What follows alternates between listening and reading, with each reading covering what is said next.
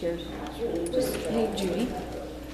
Well, just that would probably be Good the morning, easy. everyone. Good morning. Good morning, everyone. Good morning. Oh, look how much better you did. It is good to see you all here this morning. We have a busy Sunday morning, lots to do.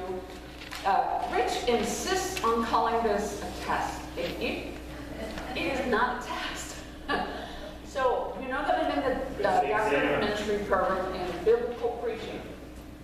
Part of what I am required to do is preach a couple of sermons, specific texts were given to us to use, and today's sermon is the one that I would like your feedback on. There will be another one of these in November on an easier text, but still a specific text.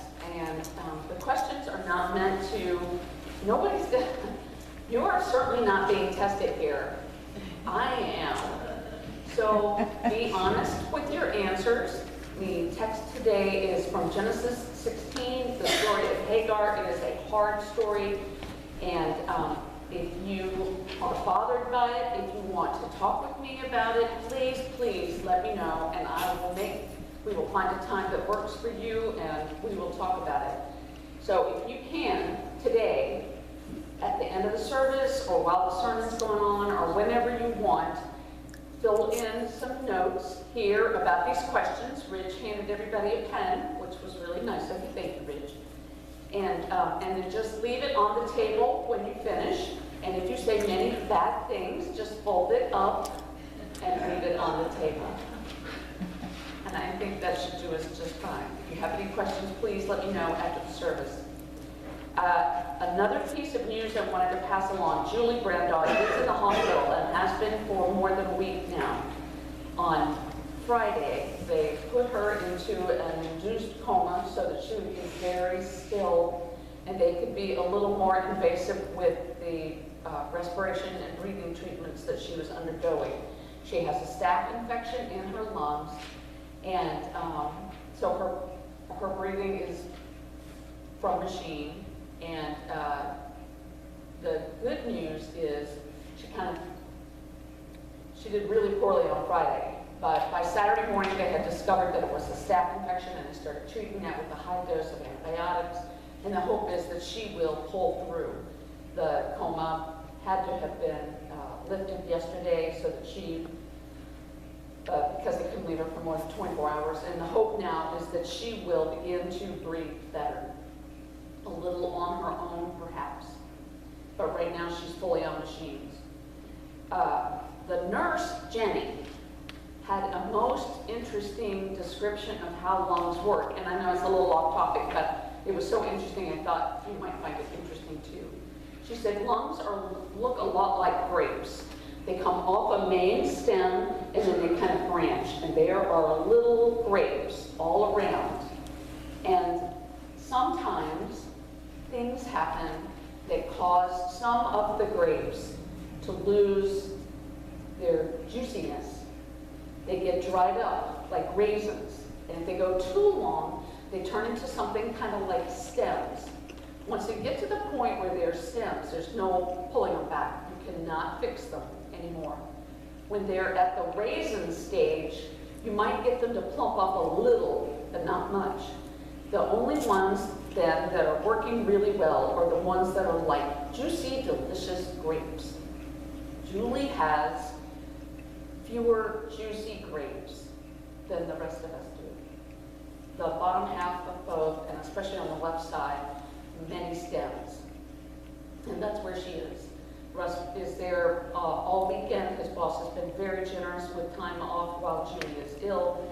And text messages and visits with Russ are much appreciated, but she is on the 6th floor critical care unit, and they're very specific about who can come visit. So if you want to send him a quick text or a Facebook message, he appreciates those.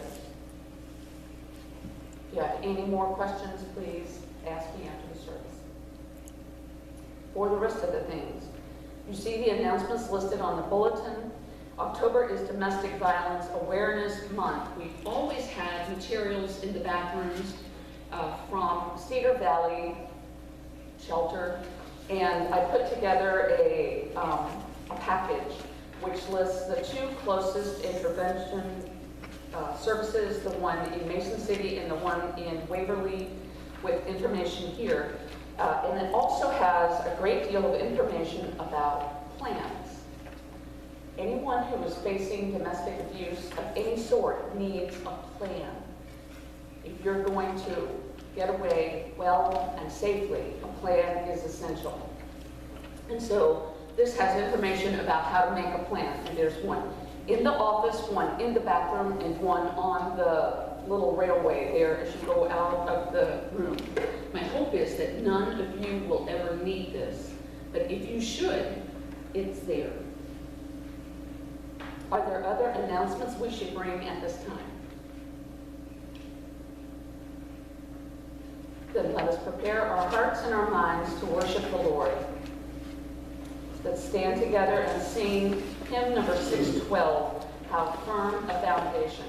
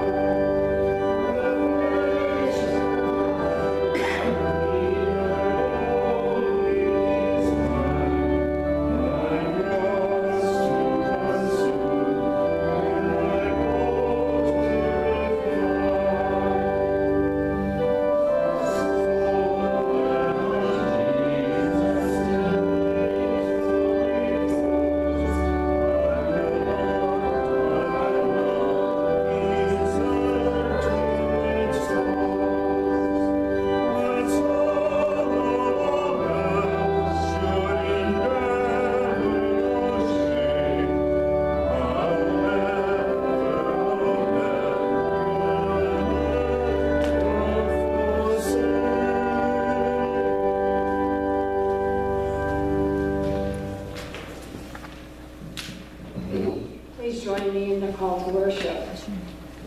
Why, O Lord, do you stand far off? Why do you hide yourself in times of trouble? In arrogance, the wicked persecute the poor, for the wicked boast of the desires of their heart. Those greedy for gain curse and renounce the Lord. In the pride of their countenance, the wicked say, God will not seek it out. All their heart thoughts are, there is no God. Rise up, O Lord. O God, lift up your hand. Do not forget the oppressed. Why do the wicked renounce God and say in their hearts, you will not call us to account? The eyes of the wicked stealthily watch for the helpless. They lurk in the secret like a lion in its covert. They lurk like they may seize the poor. They seize the poor and drag them off in their net. They stoop, they crouch, and the helpless fall by their might. Rise up, O Lord. O God, lift your hand. Do not forget the oppressed. Why do the wicked renounce God and say in their hearts, you will not call us to account? But do see, indeed you know trouble and grief, that you may take it into your hands. The helpless commit themselves to you. You have been the helper of the orphan. The Lord is king forever and ever. The nations shall perish from his hand. O Lord, you will hear the desire of the meek. You will strengthen their heart, and you will incline your ear to do justice for the orphan and the oppressed, so that those from the earth may strike terror no more. The Lord be with you. And also with you. Let us greet one another with peace as we begin our worship time.